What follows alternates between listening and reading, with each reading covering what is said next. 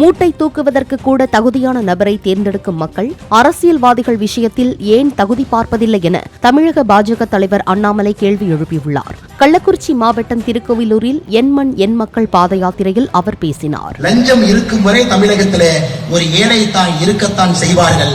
அந்த ஏழை தாயினுடைய வயிற்றிலே ஒரு ஏழை குழந்தை பிறக்கத்தான் செய்யும், லஞ்சம் இருக்கிற வரை. ஒரு மூட்டை தூக்கக்கூடிய அண்ணன் பொன்னுரங்கன் அவர்கள்ட்டே ஒரு தகுதி எதிர்பார்க்கிறீங்கல்ல.